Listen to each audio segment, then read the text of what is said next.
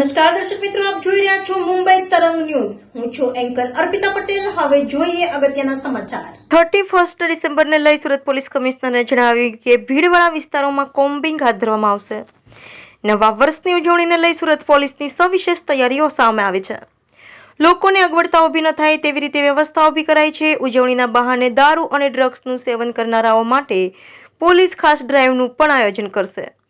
Surat police commissioner તાઇફા કરનારાઓ સામે કડક કાર્યવાહી કરશે. સુરત પોલીસ દ્વારા 200 થી વધુ બ્રેથ એનાલાઇઝરનો મહત્તમ ઉપયોગ કરવામાં આવશે. જાહેર જગ્યાઓ પર ભીડ એકઠી ન થાય તેનું વિશેષ આયોજન કરાયું છે. પોલીસે કરેલા કોમ્બિંગમાં પ્રોહિબિશન અંગે 6 દિવસમાં 700 થી વધુ કેસ નોંધાયા છે. કોમ્બિંગમાં 81 લાખનો મુદ્દામાલ પણ કબજે કરાયો છે. કારના બોનેટ પર બેસીને તાઇફા કરનારાઓ સામે કડક કાર્યવાહી થશે. ગુજરાતમાં દારૂબંધી પણ આ લોકોને મળશે પીવાની છૂટ. પરમિટ માંગનારાઓનો છેલ્લા 3 વર્ષનો આંકડો ચોંકાવનારો.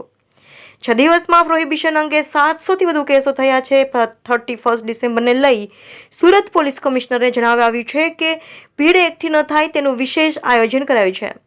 કેટલાક વિસ્તારોમાં કોમ્બિંગ કરાયું છે. વધુમાં કહ્યું છે કે 6 દિવસમાં પ્રોહિબિશન અંગે 700 થી વધુ કેસો થયા છે અને પોલીસે 81 લાખનો મુદ્દામાલ કબજે કર્યો છે.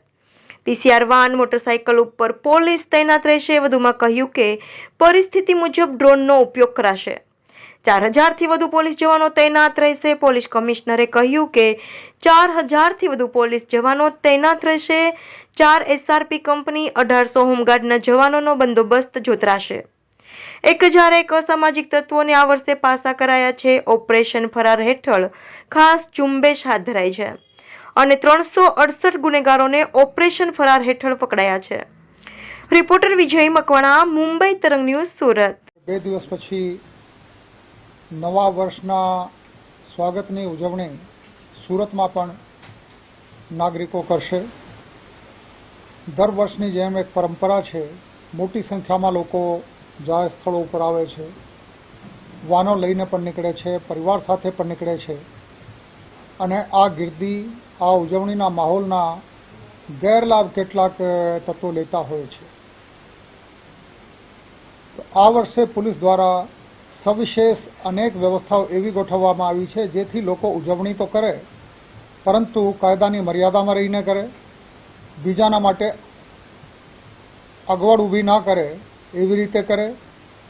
સાથે સાથે પોલીસ દ્વારા જે વ્યવસ્થાઓ ગોઠવવામાં આવી છે નાગરિકોની સુખાકારી માટે, એની પાલના પણ કરે, આના મુજબ વર્તન કરે.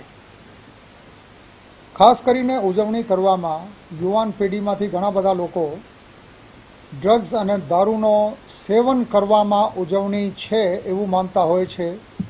નો ડ્રગ્સ ઇન સુરત સિટીના જે અભિયાન સુરત સિટીમાં છેલ્લા 3 વર્ષથી ચાલી રહ્યું છે એની કડક અમલવારી ચાલુ છે અને ખાસ કરીને 31મી ડિસેમ્બર એટલે આજથી દરરોજ ખાસ ચકાસણી આ બાબતે હાથ ધરવામાં આવશે.